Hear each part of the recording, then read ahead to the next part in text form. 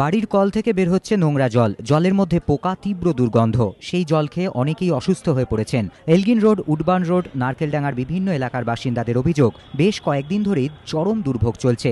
খাওয়ার জন্য তো বটেই, এমনকি স্নানের জলও কিনতে হচ্ছে বলে তাঁদের দাবি। অভিযোগ, কলকাতা পুরসভাকে বারবার বলেও কোনো লাভ হয়নি। পুরো এরিয়াটা এফেক্ট করেছে এবং আমরা ভয় পাচ্ছি যে এটা যেন কোনো সংক্রমণ বা হেলথ হ্যাজার্ডের কারণ না হয়ে ওঠে। খাওয়ার জল, স্নানের জল সব বাইরে থেকে, আর এখন তো আমি যাচ্ছি কাজের জায়গায়, অন্য জায়গায় স্নান করতে। পুরো জল নোংরা, ঘোলা, একদম ঘোলা। মানে অনেকক্ষণ মোটর যদি চালাবো 10 মিনিট চলবে, তারপরে জলটা পরিষ্কার হবে, কিন্তু ফার্স্টে যখন চালাবো একদম ঘোলা জল, পুরো কাদা। এলগিন রোড ও উডবার্ন রোডের যে সমস্ত এলাকায় পানীয় জল নিয়ে সমস্যার অভিযোগ পাওয়া গিয়েছে, সেটি ৭০ নম্বর ওয়ার্ডের মধ্যে পড়ে। এই ওয়ার্ডের কাউন্সিলর তৃণমূলের সচ্চিদানন্দ বন্দ্যোপাধ্যায়, যিনি পুরসভার চেয়ারম্যানও। অন্যদিকে নারকেলডাঙ্গা এলাকায় মূলত ২৯ নম্বর ওয়ার্ড থেকে পানীয় জলে দূষণের অভিযোগ উঠেছে। মেয়রের অবশ্য দাবি, তিনি ২৯ নম্বর ওয়ার্ড থেকে কোনো অভিযোগ পাননি। ৭০ নম্বর ওয়ার্ড থেকে আসা অভিযোগ খতিয়ে দেখতে ইঞ্জিনিয়ারদের পাঠানো হয়েছে।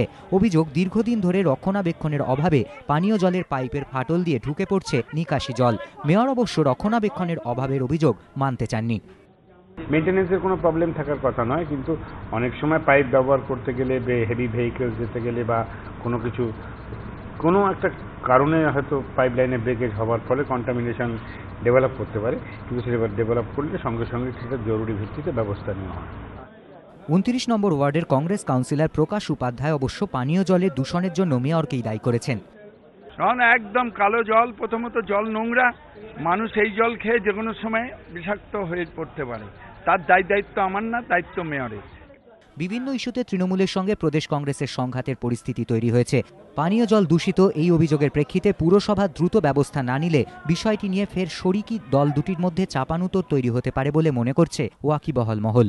অর্ণব মুখোপাধ্যায়, এবিপি আনন্দ, কলকাতা।